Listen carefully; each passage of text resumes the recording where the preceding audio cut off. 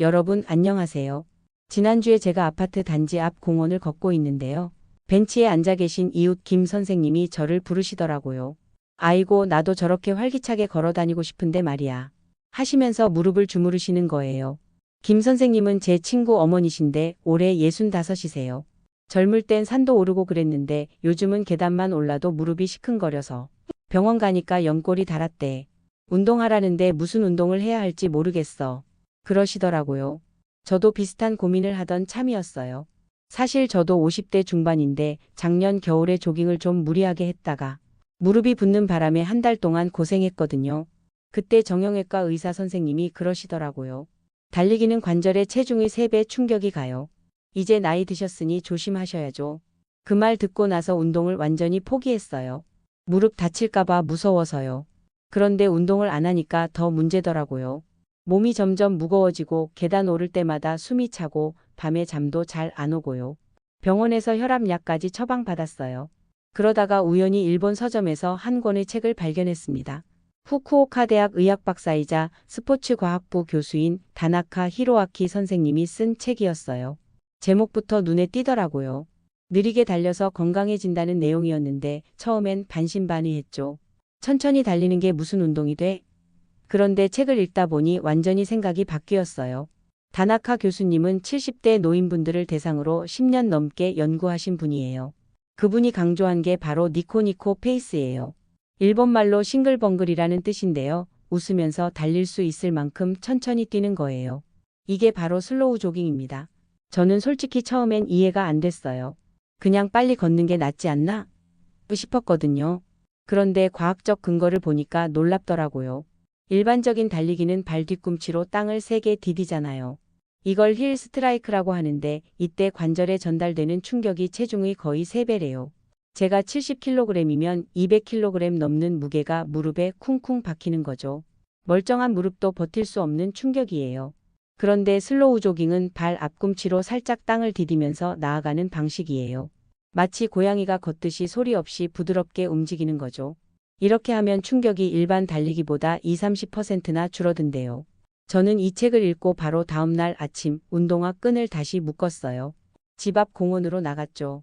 처음엔 좀 우스꽝스럽더라고요.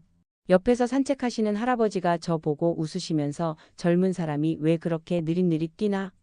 하시길래 제가 이렇게 설명해 드렸어요. 할아버지, 이게 무릎에 좋은 운동이래요. 그랬더니 그분도 관심 보이시더라고요. 여러분, 우리 50 넘어가면서 몸이 겪는 가장 큰 문제가 뭔지 아세요? 바로 근육이 빠지는 거예요. 의학 용어로 근감소중이라고 하는데요. 30대부터 근육이 조금씩 줄기 시작해서 50 넘으면 그 속도가 확 빨라진대요. 근육이 없으니까 관절이 더 큰 부담을 받고 조금만 움직여도 금방 지치는 거죠. 제 친구 박형은 61살인데요. 작년에 이런 일이 있었어요. 손주 돌잔치 준비한답시고 하루 종일 집안일을 했대요. 그런데 다음날 일어나니까 허리를 못 펴겠는 거예요. 병원 갔더니 의사 선생님이 허리 근육이 너무 약해졌어요. 운동 좀 하세요 라고 하시더래요. 그래서 박형이 헬스장 등록했는데 이틀 하고 포기했대요. 무릎이 아파서요. 이게 바로 우리 세대가 빠지는 악순환이에요. 운동해야 하는데 관절이 아프니까 못하고 운동 안 하니까 근육은 더 빠지고 그러면 관절은 더 약해지고요. 이렇게 계속 앉아만 있으면 혈액순환도 안 되고 혈당이나 혈압도 올라가고 나중엔 당뇨병이나 고혈압 약을 평생 먹어야 하는 상황까지 가는 거죠. 저도 그랬어요. 작년에 무릎 다친 후로 3달 동안 거의 집에만 있었거든요. 그랬더니 몸무게가 5kg이나 늘고 건강검진에서 혈당 수치가 경계선까지 올라갔어요. 의사 선생님이 이대로 가면 당뇨 올 수 있어요 라고 경고하시더라고요. 그때 정말 무서웠어요. 약 먹기 싫어서 운동하려는데 무릎은 아프고 정말 답답했죠. 그런데 슬로우 조깅을 알고 나서 모든 게 바뀌었어요. 이 운동법의 핵심은 2가지예요. 첫 번째는 니코니코 페이스, 그러니까 웃으면서 뛸 수 있는 속도를 유지하는 거예요. 옆 사람과 편하게 대화할 수 있거나 콧노래를 부를 수 있을 정도로 천천히 뛰는 거죠. 이 속도가 바로 우리 몸이 지방을 태우고 심폐 기능을 안전하게 키울 수 있는 최적의 운동 강도래요. 두 번째는 발 앞꿈치 착지예요. 이게 정말 중요한데요. 발 뒤꿈치가 아니라 발바닥 앞부분으로 살짝 땅을 디디면서 나아가는 거예요. 처음에 이게 좀 어색해요. 우리는 평생 발 뒤꿈치로 걸었으니까요. 그런데 이틀만 연습하면 금방 익숙해져요. 발자국 소리가 거의 안 날 정도로 조용하게 뛰는 게 포인트예요. 연구 결과를 보면 더 놀라워요. 슬로우 조깅은 일반 달리기보다 관절 충격은 훨씬 적은데 칼로리 소모는 걷기보다 1.6배나 높대요. 그러니까 무릎은 안전하게 지키면서 운동 효과는 더 좋다는 거죠. 게다가 이 운동은 허벅지 근육만 쓰는 게 아니라 종아리, 코어 근육까지 전신을 골고루 사용하게 해서 근육 감소를 막는데도 정말 효과적이래요. 제가 직접 2주일 동안 해봤는데요. 확실히 달랐어요.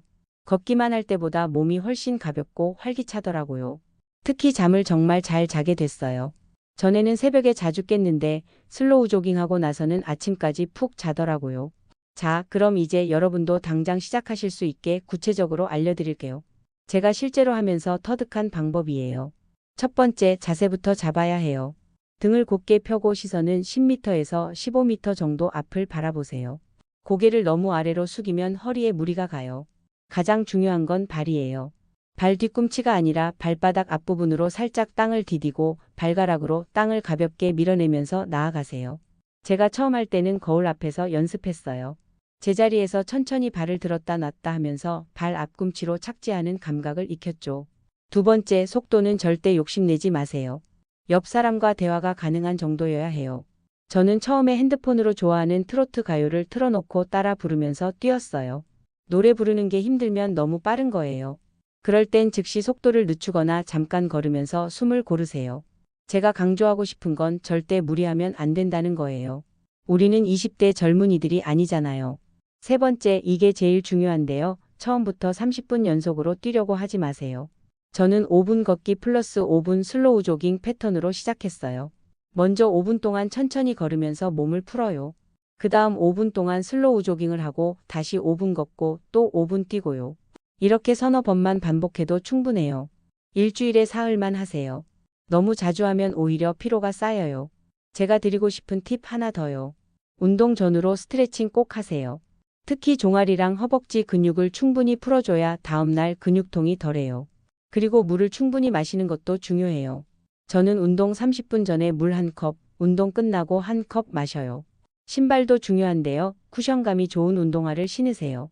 가능하면 아스팔트보다는 흙길이나 공원 트랙에서 하는 게 관절에 더 좋아요. 제가 이 슬로우 조깅을 시작하고 나서 정말 많은 게 바뀌었어요. 처음에 말씀드렸던 이웃 김 선생님 기억나시죠? 제가 그분께 슬로우 조깅을 알려드렸어요. 처음엔 그런 게 무슨 운동이야? 라며 반신반의하시더니 제가 직접 시범 보여드리고 일주일 동안 같이 하자고 했더니 따라 하시더라고요. 2주일쯤 지났을 때 김 선생님이 저한테 이러시는 거예요. 이거 신기하네. 무릎이 덜 아픈 것 같아. 전에는 계단 오를 때마다 삐걱거렸는데 요즘은 훨씬 나아졌어. 한 달 후에는 아예 표정이 달라지셨어요. 요즘 잠도 잘 오고 소화도 잘 되고 기분이 좋아졌어요. 그러시면서 이제는 매일 아침 슬로우 조깅을 하신대요. 제 경험도 비슷해요. 슬로우 조깅 시작하고 한 달쯤 지나니까 몸무게가 3kg 빠졌어요. 특별히 식단 조절한 것도 없는데요. 그리고 혈액순환이 좋아져서 그런지 손발이 따뜻해졌어요. 전에는 겨울만 되면 손발이 얼음장같이 차가웠거든요.